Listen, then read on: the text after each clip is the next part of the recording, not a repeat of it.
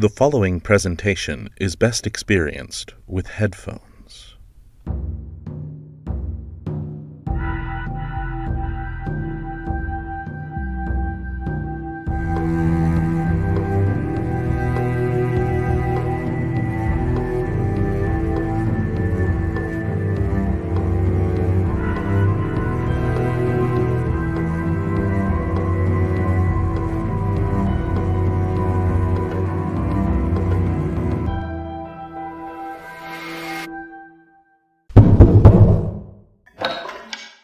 Good evening, honored guests. We are so glad to see you. Tonight, the circle will be meeting in the garden. Please follow close behind. I do fear the calm we have felt the last time you were here has disappeared. I want you to know, honored guests, that whatever happens, we will keep you safe. I now leave you in the capable hands of the circle.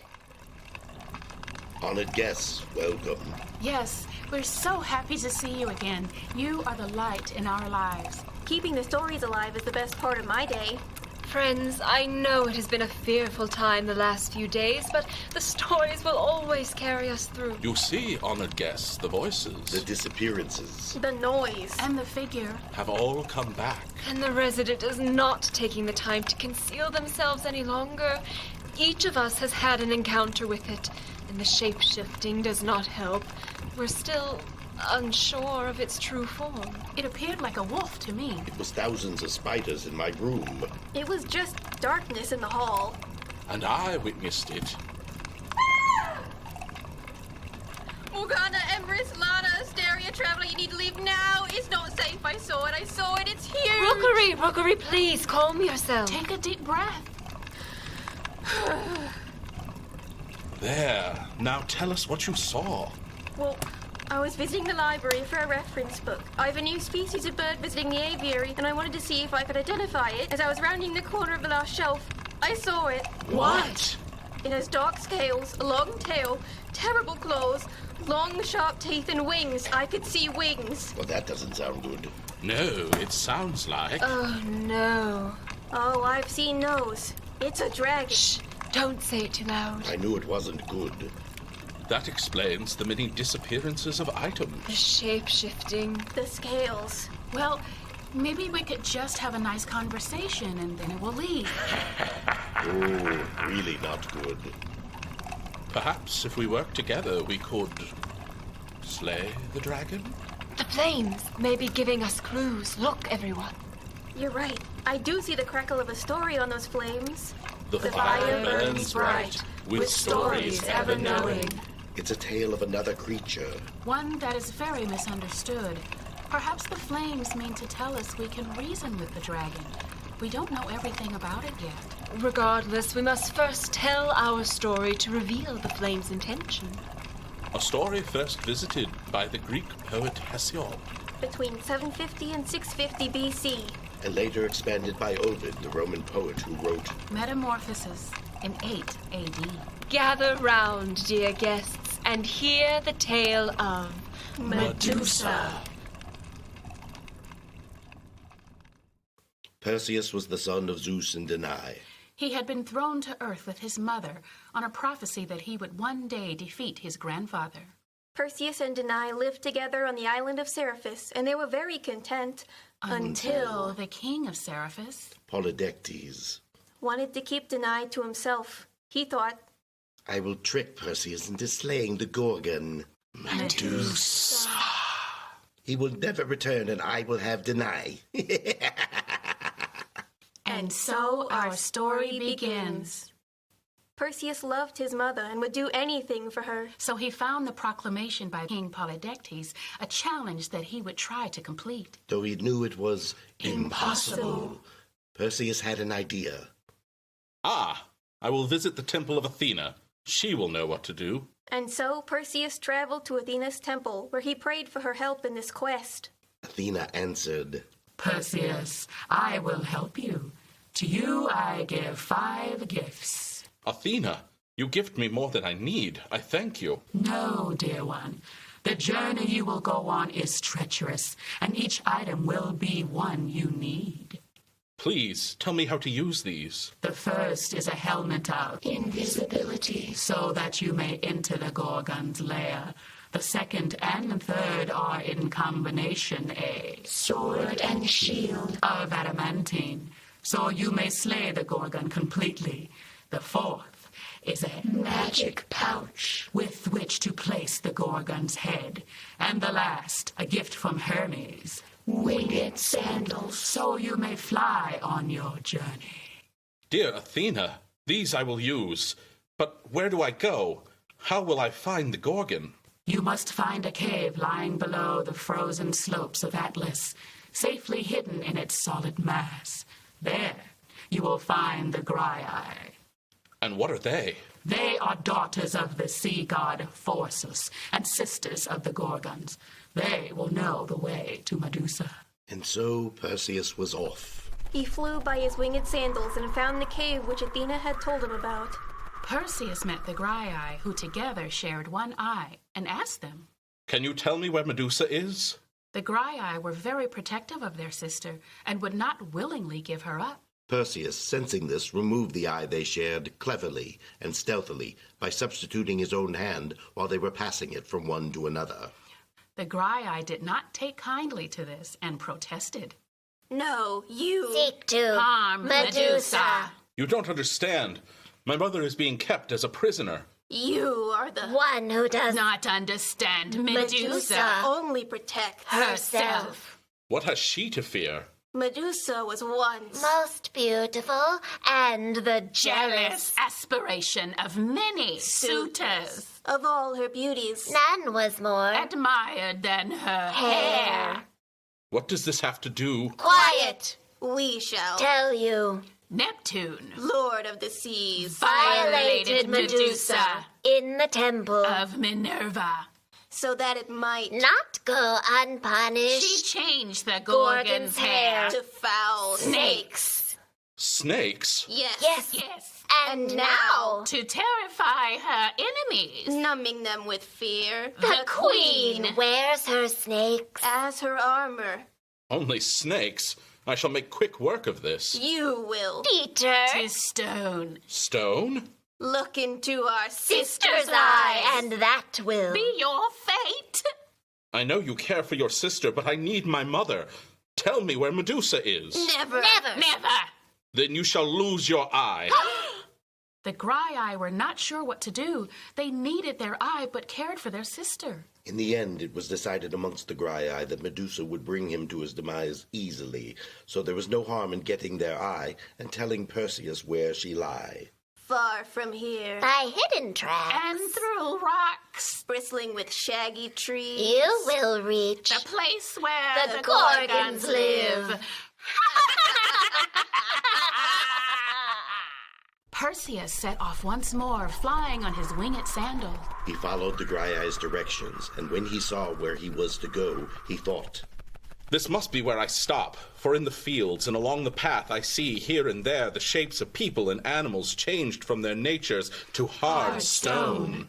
Perseus walked along the path, passing by these gargoyles who were once living things, until he found a cave.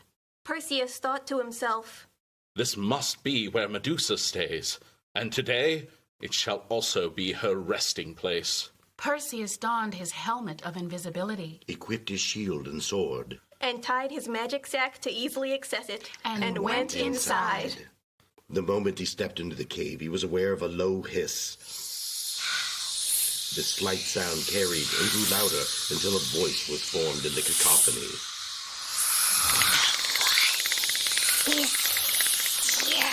Perseus stopped.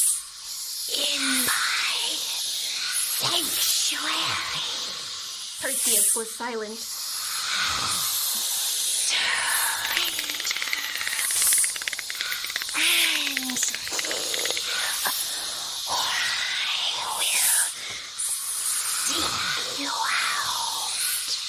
Perseus was numb with fear, but put a plan together in the moments before Medusa found him.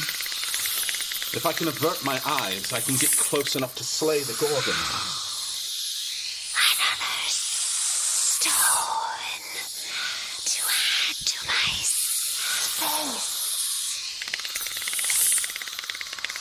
was close by, but Perseus deduced she could not see him, for the helmet of invisibility had shielded him.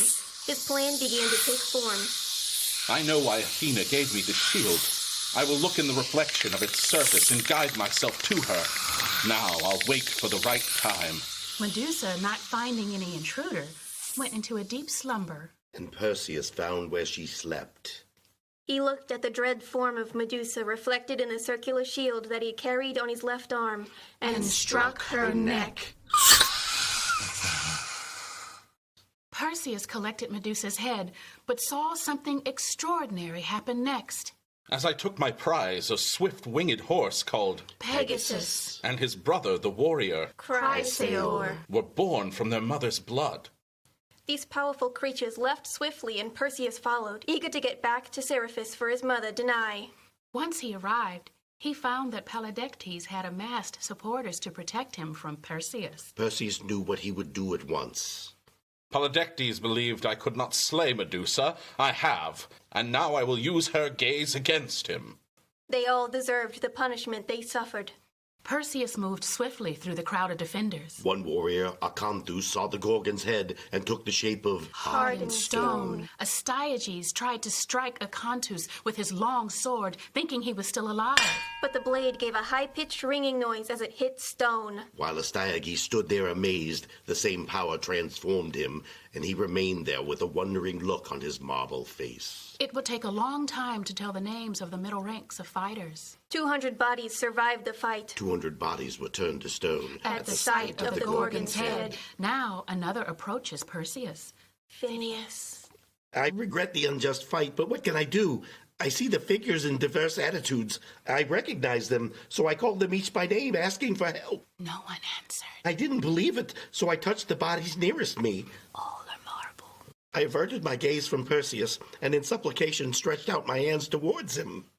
What's this, Phineas? Perseus, you have won. Take away this monstrous thing of yours. Remove the head of Medusa, whoever she may be, that turns these men to stone. I use Medusa's curse to protect my mother. Take it away, I beg you.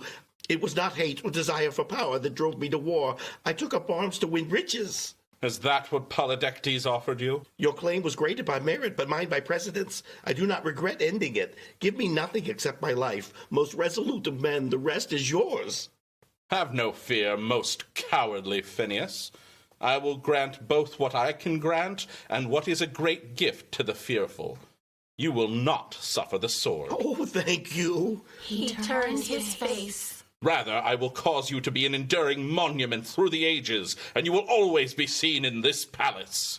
As Perseus spoke, he carried the head of Medusa to where Phineas had turned his frightened face. As Phineas tried to avert his gaze, his neck hardened, and the tears on his cheeks were turned to stone. Now the frightened face, the suppliant expression, the submissive hands, and the slavish appearance remained in marble. I walked victorious into the palace walls and faced the king. Perseus, have mercy. Still you, O Polydectes, king of tiny Seriphus, remain to be punished. What have I done? You disrespect my family, and I have heard you disparage the praise given to me, and accuse my account of the killing of Medusa as being a lie. No one could slay her. I will give you evidence of its truth. Friends, protect your eyes. And Perseus, with the face of Medusa, turned the head of the king to bloodless stone. The end. Emrys, I thought you had the adamantine shield here. It is. I uncovered it around the end of the 1st century and knew its importance. I've seen the winged sandals. One of the Lost Boys got a hold of them once. Bothered Peter to no end someone else could fly with them. Then they disappeared one day. They could be anywhere across the realms, along with some other shoes I think could be useful. I still think we should maybe try to talk to the dragon. Maybe Lana is right. The dragon has been attempting to speak to us, so maybe... No, you can't talk to it. It'll hurt you. I'm afraid for my birds. What if... Silence! Where did that come from? It sounded like it came from every corner. Honored guests, we must say goodbye. Please, please stay with Nemo. Yes, my friends, I do believe I see the crackle of a story on those flames, but for next time... The fire burns low, with stories ever glowing. This way, honored guests. We will not be going through the library, just down this hall. Stay close. You know to disregard any voices you hear. It has been... Oh, dear. You have come and gone for the last time. Your guests will be mine. No. Honored guests, go on. You know the way. It has been a pleasure to guide you. You sacrifice yourself. I will take their place. Nemo, no! Honored guests, please be safe.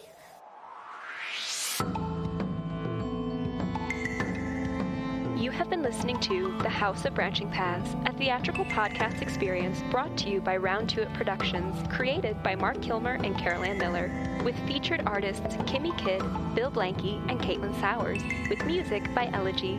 For even more content, join us on our Patreon, or for more stories like these, be sure to visit your local library. Thank you for joining us, honored guests, and remember, the fire may burn low, but the stories are ever glowing.